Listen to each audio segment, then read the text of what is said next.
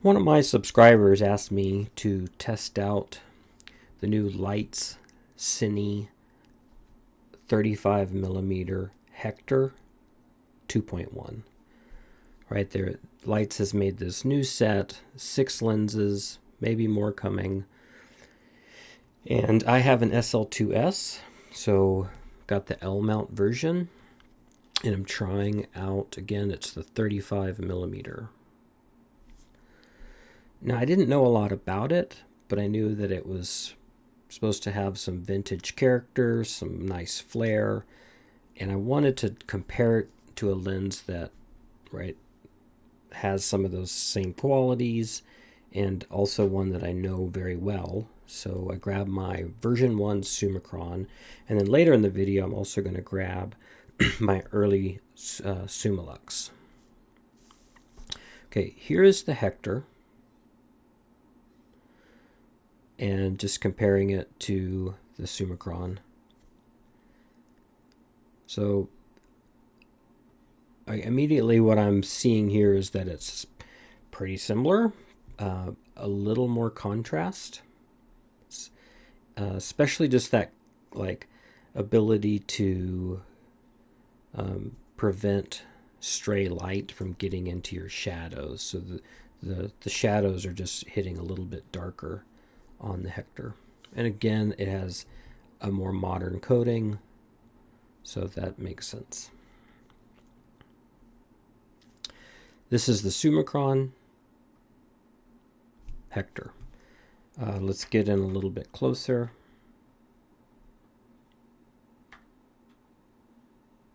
Summicron on the left, Hektor on the right.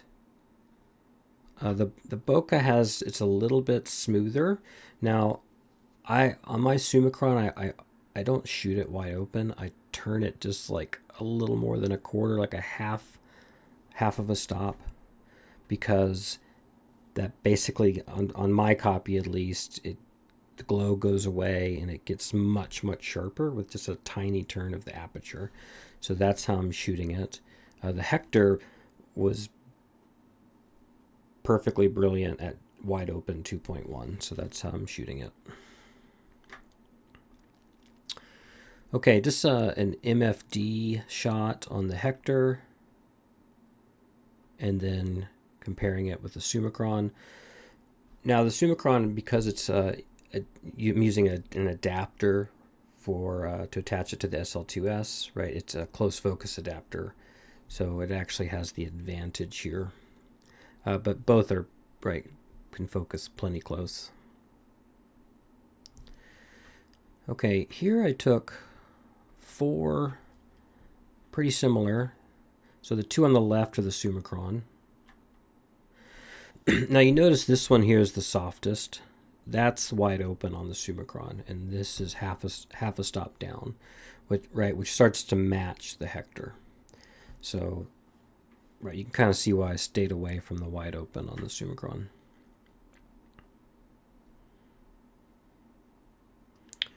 And then yeah, you know, there are some little differences here, but the rendering is right, they're more similar than different if I compared it to like a real modern lens, like an Apo, right? Okay, here now I'm just I've put the Summicron away and I'm just doing some Hektor test shots. I think they're all going to be wide open. I'll tell you if they're not. Focused on the pirate eye.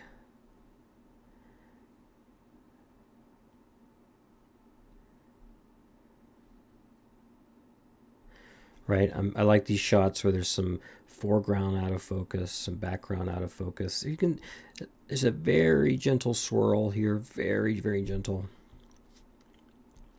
And this is just an intentional mess of focus, right? And again, but there's some foreground, there's some out of focus. There's a bunch of things that would just not look good on a lot of lenses, and it's handling everything pretty well.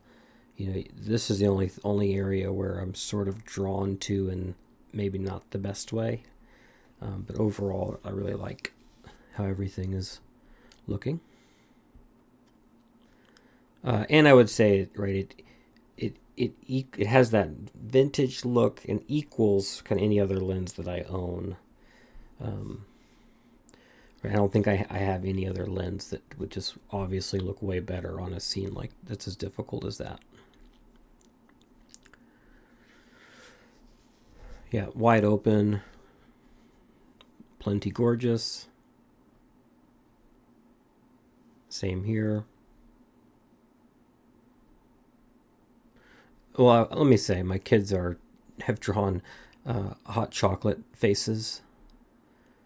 Right, they just finished their hot chocolate and they decided to. He was sort of being like a football player, and then he wanted to see a mustache, which it does make him look like 10 years older.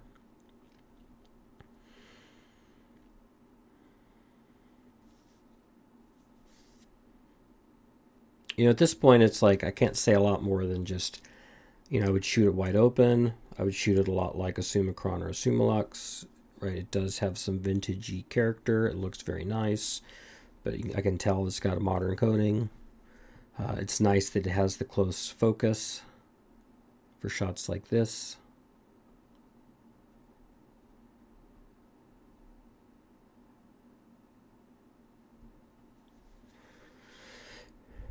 And then I wanted to treat it a little bit like, right, I use most of my M film cameras, right? I'm shooting black and white. So just doing a couple of shots that would sort of mimic that.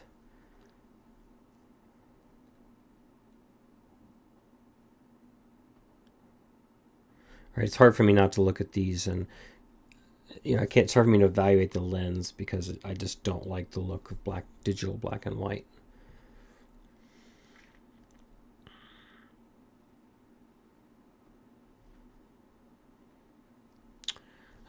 But yeah, this is right with my cat in focus. Right, the background is drawn very nicely.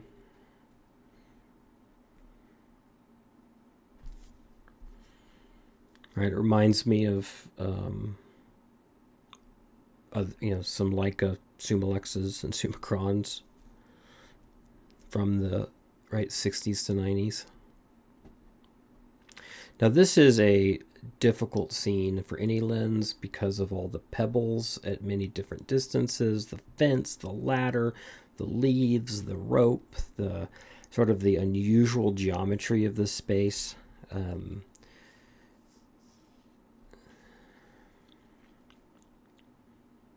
you kind of feel that the plane of focus is. I mean, you kind of tell like the corners are soft, and it's kind of right. See how I look at the focus fall off here, and the sharpness fall off. Right, it really brings your eye to the middle of this frame. Right, here's maybe a better example. Right, got my dog in focus. This is wide open. Right, this is sort of, right, you kind of looking over here. Right, it's kind of, a little bit muddier and out of focus here. And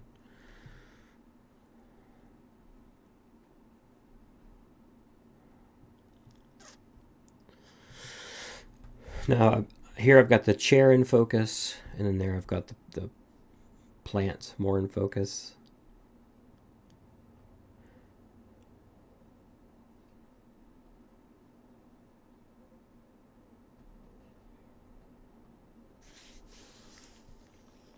All right, I've got this plant in focus here, and then quite a bit in the background to sort of, right, check out of focus background areas.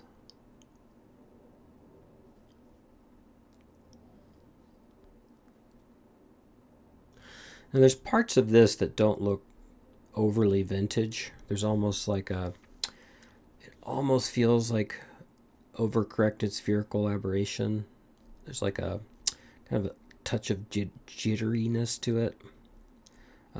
But I would also say that it's mostly pretty good looking. Like I like how all that looks.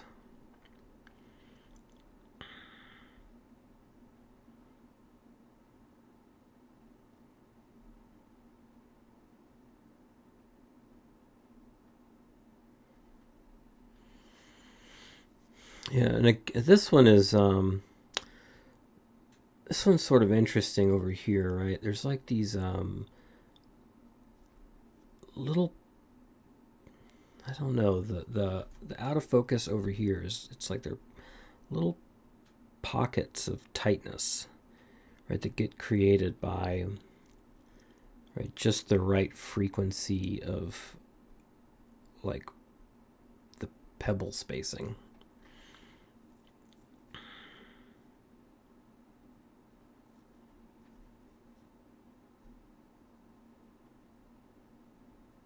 I got my cat focus back here, letting some foreground be out of focus. Looks good. Cat's in focus. Letting all this greenery in the front be out of focus. This looks really good.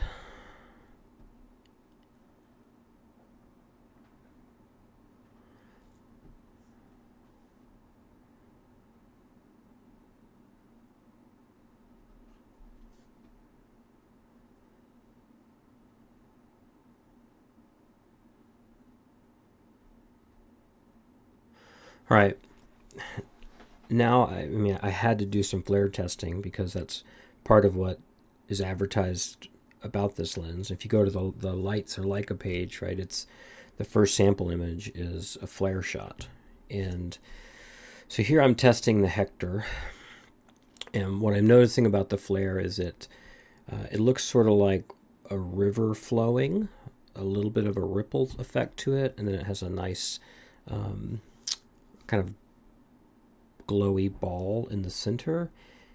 And we'll have some other lenses to compare it to here in a bit. And there's nothing too like concentrated other than some like kind of saturated colors. So then I wanted to compare it to some other lenses. So this is my version 1 Summicron. And I'm just going to try a couple different angles with it. And then all of a sudden you can see this one goes from sort of being like a little bit of flare to whoa, right? And that was just a small movement of the lens. And that's where I'm starting to realize that the Hektor is not nearly that angle sensitive as the Summicron. Again, this is the Summicron. It's like, that's right. It's like here and then boom, right? So it's right. This is way more flare, right? Way more flare. I mean, look at this one here. I stopped down a little bit, and I've actually on the bottom left, you can see the aperture blades, like literally the blades. And then also my old lens are not totally clean, so you can start to see little pieces of dust and squigglies and things that are inside the lens. Okay, now I wanted to compare it to my early Summilux.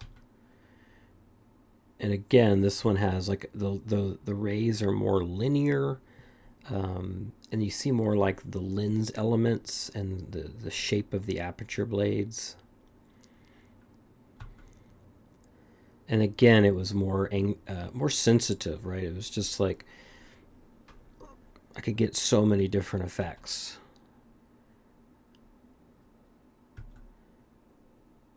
All right, that's still the Summilux. And now watch that Summilux, boom, back to the Hektor. And so like, which one looks more cinematic to you, right? So this one, again, it's that like gentle rippling water, the beautiful spotlight flare there in the middle, sort of that gorgeous but not too distracting flare up top with some nice saturation, right? And then here I'm trying, again, these are all the Hektor, just kind of different focus, different aperture. Oh, and now I brought the Summilux back to the party. Right, so if your goal is just absolutely crazy flare, the Hektor is not going to do it for you. But if it's more this sort of, right, I hate to use the word cinematic because it's a cinema lens, but that's sort of what it makes me think of. These are all the Summilux. Oh, that's back to the Hektor. You see that, right? You see the quality of that? Okay, here I'm just changing the focus, which of course this thing has beautiful, right, if you're a focus puller, super smooth, a little long for photography, like it's not as maybe fast as you'd want it to be for right, rangefinder type photography. Hektor. Okay, now I've brought the Summilux back in, and I'm trying to make the Summilux look like the Hektor. I just can't do it, right? It's like, right, Hektor, Summilux, right? So the nature of the flare really is a very important part of choosing this lens. Just doing some ghosting tests. It actually performed pretty well.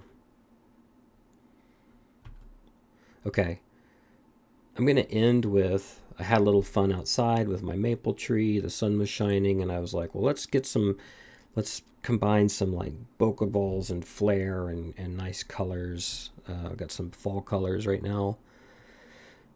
And yeah, and this is the type of photography that I can't do with my film M cameras. And just like playing up the flare factor here.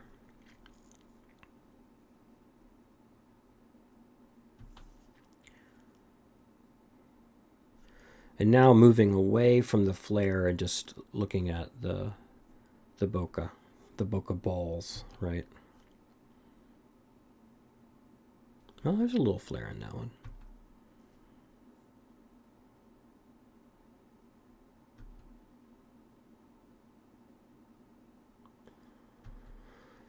So this lens is not for me because it's way too heavy. On my SL2-S, it's 1.634 kilograms, so like 2 pounds more than I'm used to carrying. And I just don't really shoot digital.